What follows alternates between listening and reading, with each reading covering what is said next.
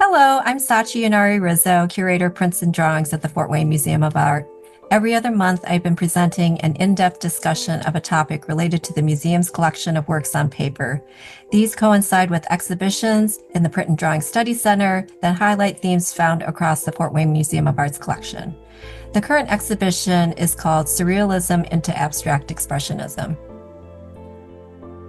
This exhibition focuses on a time of transition and transformation, a moment of change as American artists in the 1940s and 1950s sought to create an independent style. They were reconciling with the prevailing styles at the time between American scene painting and social realism, as well as European avant-garde ideas. On the left is an example of regionalist print by Jackson Pollock, and on the right is a watercolor by Herman Trunk, who has integrated cubism by simplifying the forms of the farm buildings and trees into geometric shards of color. Post-war American painting and sculpture, notably abstract expressionism, was an exciting turning point for this country. The art's approach, style, and subject matter was so distinctive it introduced a new direction in art. It gained widespread recognition, and the center of the art world shifted from Paris to New York City. These artists sought to create a visual language that transcended cultural and geographical barriers. It was characterized by gestural brushstrokes, expressive use of color, and abstract forms to communicate the artist's emotions and inner psychological states. While there are many reasons and influences leading up to abstract expressionism, for this exhibition, I was interested in American artists who embraced what could be described as abstract surrealism, which helped them make a break with the conventional styles in the U.S. to create their own pictorial language. With the outbreak of World War II in 1939, the U.S. became home to numerous exiles and émigrés from Europe. Many of the surrealists, including Andre Masson, Roberto Matta, Man Ray, and Yves Tanguy, made their way to New York. Young American artists and European surrealists met and interacted through exhibitions, informal meetings, and lectures. American artists began experimenting with automatic drawing, a visual form of free association. Influenced by the writings of Carl Jung and Sigmund Freud, the artists were inspired to see how the unconscious mind could shape their art making. They turned to the art of other cultures and mythology in their search for archetypes and universal symbols. These new images did not have to be expressed in a literal representational manner. An important meeting place where these ideas were exchanged was at British artist Stanley William Hayter's experimental printmaking workshop, Atelier 17. Founded in 1927, Atelier 17's name was derived from its street address, 17 Rue Campagne Première in Paris. As Germany invaded Western Europe in 1940, Hayter and his wife fled to New York, where they reopened the printmaking workshop. Hayter's friends who were exiled from Europe flocked to Atelier 17's new venue. American artists, eager to meet the Europeans, whose modernist styles broke with tradition, also joined the studio. Atelier 17 provided printmaking facilities, technical expertise, and a collegial environment that nurtured exploration and invention. In 1926, Hayter learned engraving in Paris and admired its sensitive quality of line and its use beyond reproductive prints. He breathed new life into the intaglio medium and championed engraving, aquatint, and the development of experimental techniques at the workshop. Hayter also encouraged artists to practice what the surrealists called automatic drawing, a technique he became familiar with through Miro and Andre Masson. Tapping the unconscious mind, their drawing relied on improvising over intentional preconceived imagery. According to Swiss psychologist Carl Jung, individuals have access to archetypes, shared by people in all cultures through the collective unconscious, a deeper unconscious level that knows these universal symbols. Gabor Peterdy is among the many artists who worked at Atelier 17, but in his first location in Paris. Like many artists, in 1939, Peterdy immigrated to the U.S. with the growing threat of war. He resumed printmaking at the relocated Atelier 17 in New York. The Fort Wayne Museum of Art's Polite People from 1948 on the left is populated by organic forms that are sprouting, bursting, and morphing into other shapes. The surrealists characteristically brought together dreamlike juxtapositions, so it is unsurprising that the theme of internal and external metamorphosis attracted puberty and contemporaneous artists and writers such as Salvador Dali and Franz Kafka. They seem to suggest themes of growth and regeneration, a sign of his outlook of promise. Puberty distilled his metamorphosizing form seen in polite people into calligraphic lines and east wind, dark ocean on the right. He was adept at capturing the essence of nature, whether it was a piece of driftwood, wildflowers, a wave, or waterfall. Here the wind and ocean are expressions of elemental life forces. From 1946 to 49, Letterio Calipai served as Hayter's assistant at Atelier 17. The influence of Hayter's deep appreciation of the engraved line's energy can be seen in Calipai's Counter Movements No. 7 of 1947. Calipai eliminated all traces of representation, resulting in flowing lines moving through space. Jehovah's Eye of 1949 is reminiscent of the unpremeditated or automatic drawing technique. Calipai became skilled in metal engraving and explored new processes. He impressed fabrics in the soft brown, which added subtle textural patterns and tonal passages to the final print. This technique was often used at Atelier 17. In etching, the artist uses a steel point to draw through a thin acid-resistant ground, at the same time revealing the metal. When immersed in an acid bath, unprotected areas of the plate are bitten and form incised lines. If you add beeswax or tallow, the ground remains soft. It still protects the plate, but it does not dry. When it is touched by a tool or fabric, the ground pulls away easily and exposes the metal in the form of the drawing or pattern ready for the etching process. In this case, the textiles pattern was etched into the plate. The print reveals a range in tonalities and textures from the various weaves seen in the close-up. Interestingly, the Fort Wayne Museum of Art owns a number of drawings by artists who would become better known as abstract expressionist sculptors, including Dorothy Daner. Daner worked at Atelier 17 as well. Although today she is best known for her metal abstract sculpture, throughout the 1930s and 1950s, drawing was her primary medium. The Fort Wayne Museum of Art's untitled drawing is characteristic of her works from this period. It has subtle horizontal bands in gray, green, and brown tones that create an atmospheric background. Vertically oriented organic forms float in space. White contour lines encircle them to define and isolate.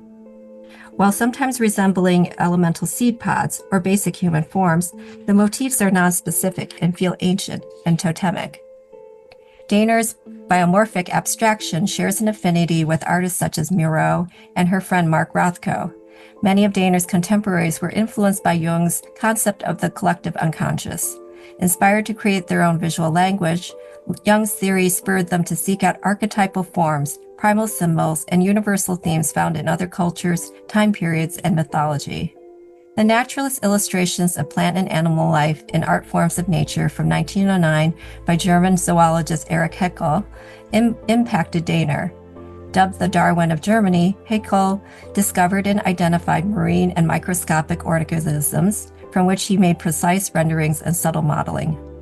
These were translated into lithographs for the publication.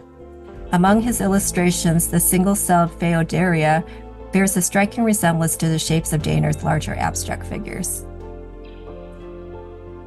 Although I haven't found anything to confirm this, I am reminded of British sculptor Henry Moore's drawings as I look at Daner's smaller figures in the background, especially with their simplicity and human-like features. The image on the right is from our library's collection. It shows the cover of Moore's exhibition catalog from the Kurt Valentine Gallery in New York, dated 1946. So Daner may have seen this show or was at least aware of it. In 1952, Daner accepted an invitation to work at Atelier 17 in New York. She printed the earliest versions of her engraving and etching, Bird Machine, there. This composition preoccupied the artist from 1952 to 57. She created at least 4 variations, turning elements upside down and changing the forms around. In the Fort Wayne Museum of Art's Bird Machine 3, Daner's lines build dynamic movement through and back into space. They converge at different points, creating trapezoids and triangles. Daner's time at Atelier 17 reawakened her passion to become a sculptor that originated back when she was a student at the Art Students League. She stated, Digging into the plate with a burin was a marvelous experience for me, and it brought back all my feelings for working three-dimensionally. While living in the same New York boarding houses in 1926, Diener met David Smith, who later became her husband for 25 years and a pioneer in welded metal sculpture. Her marriage to Smith yielded a bountiful dialogue of ideas. In looking at our two drawings, we see two approaches to biomorphism. Diener's drawing of one-cell biomorphs is painterly in comparison with Smith's, who is filled with linear forms that seem to be linked with automatism. In a reaction to the cool, non-objective painting of the Bauhaus, neoclassicism, and Russian constructivism, many artists searched for something more personal and subjective. Automatic drawing was a viable alternative that was unpremeditated and unpredictable, unlike a machine. David Smith has many Indiana connections. He was born not far from here in Decatur, and then moved with his family to Paulding, Ohio. Interested in art, he enrolled at Ohio University for 1 year and led a peripatetic life. Smith worked at the Studebaker factory in South Bend, learning welding skills, studied at Notre Dame, then returned to Studebaker, followed by work at the Morris Plan Bank in Washington, D.C., and finally transferred to New York City in 1926. Drawings were initially a form of note-taking for Smith, and the ideas might be integrated into sculpture. They were a means to explore and consider a range of ideas without any concerns about fabrication. However, drawings could be developed into independent works too. The value he placed on being a draftsman is revealed in an address Smith gave in 1950 entitled, "What I Believe About the Teaching of Sculpture." He stated, "I would first teach drawing, teach the student to become so fluent that drawing becomes the language to replace words. Art is made without words. It doesn't need words to explain it or encourage its making." In the Fort Wayne Museum of Art's drawing, the flat striped organic shapes on the left seem to be in the spirit of the biomorphism seen in Diener's drawing. Along the top edge are black, broadly brushed shapes with additional markings. These irregular shapes recall those found in his landscape or garden-inspired metal sculpture. Using a completely different style, another section is made up of a network of delicate calligraphic lines that are punctuated by terminus points that have stars or oval knobs. This section seems to be in keeping with the welded metal sculptures like Star Cage from 1950 that feels like a three-dimensional drawing in space. In this sculpture, flowing lines are made up of steel rods that move up, down, and at diverse angles. At varying intervals, Smith added a small rectangular tabs reminiscent of the museum's drawing. Smith commented, "Since I had worked in factories and made parts of automobiles and had worked on telephone lines, I saw a chance to make sculpture in a tradition I was already rooted in." Herbert Ferber was studying dentistry when he realized his aptitude and talent for drawing, in this case making anatomical studies. He became known as an abstract expressionist sculptor, but drawing continued to be an important part of his creative process. In the early 1940s, Ferber fell under the influence of Henry Moore, whose semi-abstract figures incorporated open space into his works. From 1946 to 47, Ferber focused primarily on drawing. The artist said that the drawing was a means to work through and get out from under the influence of Moore's work. On the other hand, sculptural materials were scarce too. Some believe this led Ferber to eventually develop a more open form in his sculpture. Ferber's untitled drawing in the Fort Wayne Museum of Art's collection has a calligraphic quality like David Smith's. The circles, zigzag, spiral, and cross forms feel like pictographic symbols, or perhaps meandering paths or roads. The fine black concentric lines pushed to the background are reminiscent of markings on a topographic map, in which they represent the shapes and elevation of landforms. Like Diener, Smith, and Ferber, Theodore Roszak was an abstract expressionist sculptor, but was also a skilled draftsman. In 1936, Roszak described the importance of drawing for him.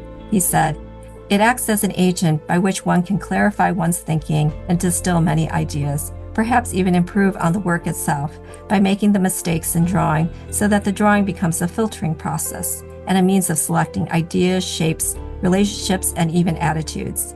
It becomes indispensable to me, not only because I love it for itself, but because it does all these other things as well." Prior to World War II, his art reflected his faith in modern technology and in the imagined possibilities of space exploration. He was inspired by the Bauhaus and especially the constructivists, whose geometric sculpture incorporated industrial materials. His interest in welding emerged while he was employed at the Brewster Aircraft Corporation in Newark, New Jersey during the Second World War from 1940 to 45. Roszak also continued to draw in a similar fashion with precision as he utilized the pencil, ruler, compass, and graph paper. Materials were scarce during the war years. Although he was a sculptor, he turned his focus to drawing, creating 65 gouaches in the years 1943 to 46. Disillusioned by his experiences with World War II, Roszak's work took a dramatic change in 1945. He moved away from the machine aesthetic and towards an expressionistic approach to nature using pen, ink, and wash, or broad brushwork in gouache or watercolor.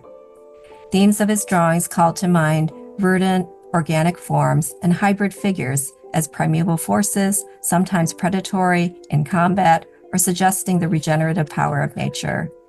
Through this imagery, he could make veiled social and political commentaries, especially during the McCarthy era.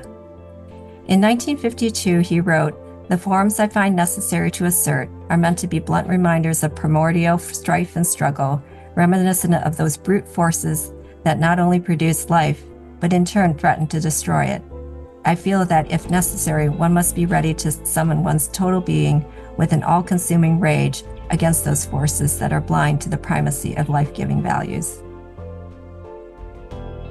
The title of the Fort Wayne Museum of Art's drawing is Study for Invocation 3. The 3 in the title suggests this is a series. It is a theme that he explored from 1906 through the early 1950s, in which he considered the meaning of life. He wrote that he was going, quote, back to certain elemental forms of nature where the beginning of things somehow found its way, almost the beginning of the potpourri of forces that resembled our early experimenting in alchemy and whatnot, getting back to the origin of things. A sculptural version of Invocation 3 is located at the David Owsley Museum of Art at Ball State University. It is far more attenuated than our study. If you go to the Whitney Museum of Art's website, you can see numerous drawings that seem to be related to the finished sculpture and other cosmic drawings that explode outwards. The crescent shape seen at the apex of Study for Invocation 3 is a motif that recurs in Roszak's sculpture, drawings, and prints as early as 1932. Surely he selected this motif because of its rich references, making it a universal symbol. The crescent shape can allude to scientific instruments. In the drawing, it could be a moon amongst stars and clouds in a celestial composition. Roszak was also influenced by the texts of Freud and Jung. He developed archetypal symbolic imagery that drew from different cultures and religions. He studied Chinese and Japanese calligraphy. The crescent figures prominently in images of the Virgin Mary. Roszak recalled an early memory of the Assumption of the Virgin Mary in his parish church. She was depicted standing on a crescent moon, symbolizing her purity. An example of this subject is on the right. The crescent shape appears also with Shiva, a god in the Hindu creation stories, as well as in Middle Eastern culture. Like many of the artists who would become known as the abstract expressionists, Adolf Gottlieb first studied at the Art Students League and worked in a representational painting style during the Depression. However, he sought to break with American art traditions and search for a new mode of expression. From 1941 to 1951, Gottlieb was absorbed with the making of what he called pictographs, creating over 500 of them. He became familiar with Jung's concept of the collective unconscious through his friend and fellow artist John Graham. Graham's ideas would also impact David Smith and Jackson Pollock. This untitled pictographs composition resembles others from this time period. Gottlieb intuitively put down a grid, recalling the geometry of Pierre Mondrian, who had just immigrated to the U.S. in 1940. It looks to be a subtle departure from his paintings from the early 1940s of naturalistic still life objects that he lined on rectilinear shelves. In our drawing from 1949, the colors are muted and limited to yellow, green, and red, while punctuated by black. This all contributes to the flattening of space. Gottlieb filled his grid-like compartments with an assortment of schematic figures and features, animals, and stylized shapes.